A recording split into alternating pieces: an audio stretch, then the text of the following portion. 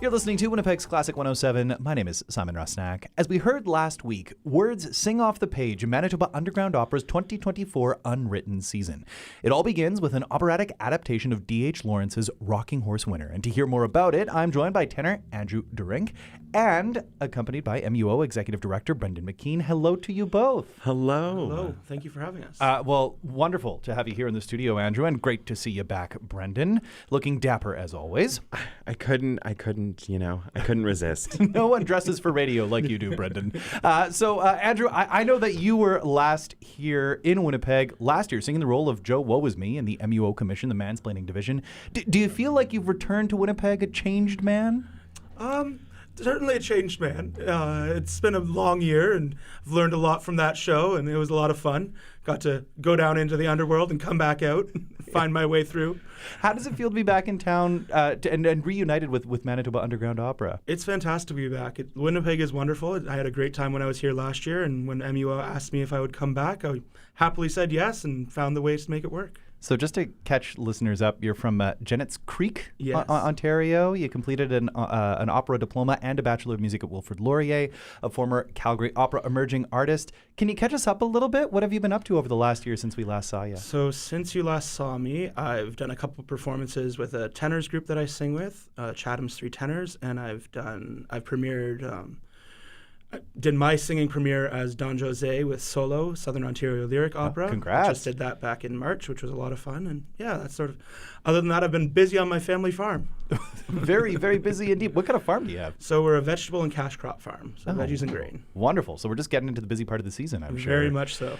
Brendan, for those who haven't heard Andrew sing, can you tell us a little bit more about his voice and what made you want to bring him back to MUO? Oh my goodness, so many things. So for the next hour, we'll just compliment Andrew.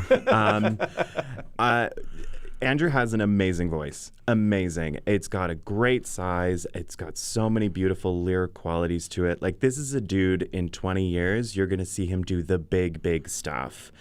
And then, of course, opera, sometimes you can get by with just a beautiful voice, but Andrew is an excellent actor. Throws himself right into it. With Mansplaining Division, you had to cover a wide range of awful human things. And it just, such a nice guy. He did it really well. So I was like, that guy's coming back. So we spoke last week about this production that premiered in 2016, Rocking Horse Winter, a Tapestry Opera Scottish Opera Commission that you came to know during the pandemic. You binge listened to the score on repeat, and you mentioned that this is a work that you knew MUO needed to do. Why was that? What makes this work so well suited to MUO and its philosophy? Yeah, well, one thing we really want to do with the breadth of our season is always have some Canadian work on there too. It's real easy to pick from the 400 years of the canon and not have anything kind of created in Canada. So it was just a really exciting opportunity to say, oh, the librettist is Canadian and it was developed by a Canadian company. This is something we need to be bringing to other parts of Canada to show off. And beyond that, it's just so lyrically beautiful. It is ear candy for so many parts in it. Back in the day, people would leave Verdi operas and they'd whistle the tunes, and I feel like you're going to whistle some of these tunes as you leave too. You mentioned that libretto by Anna Chatterton, the score by Gareth Williams. Andrew, can you tell us a little bit more about the music? I mean, Brendan talking about them being rather whistly sort of tunes, ones that are going to stay in your ear. How would you characterize this music? Yeah, there's certainly some tunes that sort of smart, short snippets that will stick in your head and just sort of haunt you for the next few days, and you'll be like, what is that tune in my head? And it will take you a while to sort of figure it out, and then you'll be like, oh yes, I know where I heard that. Yeah. Lots of fun little melodic phrases and passages that sort of pop in and out throughout the show as well that get repeated many times. Do you find yourself performing a lot of new operas? I mean, Mansplaining Division aside, do you find yourself doing a lot of this type of thing? I think this is my 5th new show that I've done, so it's becoming more of part of my repertoire, which is a lot of fun. I was going to say, is it something you enjoy doing? I do, yeah. It was a little daunting at first, but now I've sort of figured out how I need to approach these works, so it takes that hard, scary edge off of it for sure. Yeah, I mean, there is that sort of I mean, approaching these with a little bit of a trepidation, right, isn't necessarily a bad thing. But there is something that is really unique about a new opera. And there's just another opportunity for Winnipeg audiences to see something new presented by MUO. It's happening in the Millennium Center, a grand space it is. We were chatting about this last week, Brendan, directed by Alyssa Watson. Can you tell us a little bit more about what audiences are going to be seeing in that space? Yeah, so we one of the driving factors in picking this space with this show is there's a cast of 4 who play the house. And so whenever I've been in the Millennium Center, we've performed there many times with Heritage Winnipeg.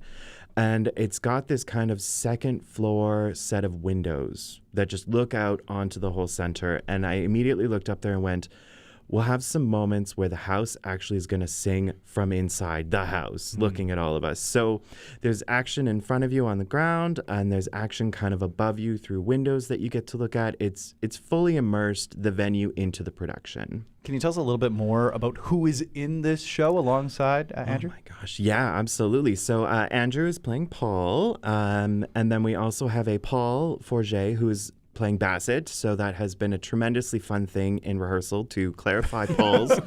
And for those that don't know me, my father is also named Paul, who came in and took pictures, so we had 3 Pauls at once. But we also have Janice Marple returning, Kyle Briscoe returning as well, Ashley Schneeberger, Sophia Escamilla, Brady Barrientos, and Max Fingeroth. So it's a nice little cast. Should be a great, great cast indeed. Some familiar names, some new ones as well. Andrew, I'm wondering, can you tell us more about Paul, the character Paul that you're singing, just to clarify? Yeah. Can you tell us a little bit more about who he is and what his motivations are? Absolutely. So Paul is Ava's son. He's living with his mother still at home, and he really wants his mother to be happy and to find something that brings her joy in life. And he has a drive to make that happen, and a really obsession with being lucky and whatever that means for him. And for him, it's finding these names that might bring him wealth and bring him money winning at races. So he does a lot of riding his rocking horse or being with his rocking horse to figure out what it is that will bring him luck and bring happiness to his mother and just grow as a person, I think. I'm curious. I mean, is there a lot that I think, or that you think audiences will relate to in this story? That sort of idea of like thinking about how far would you go for your family to support them? Is there a lot for people to hold on to that way? Yeah, I think you could certainly grasp onto that of like, how far am I willing to go? Where's that line? And sometimes have I crossed that line? Yeah. And what happens when I do cross that line? It sounds like a really poignant story, one that is going to be well suited to our culture. I know this sort of build is a sort of idea of looking at our own consumerist habits, right? And looking at what we'll spend on and how we spend our time rather than with whom we're spending it, right? So a very exciting start to this MUO Unwritten season. Brendan, Andrew, I want to thank you both for coming in for chatting a little bit about it. Break a leg, enjoy the run. Thank you so much. Thank you.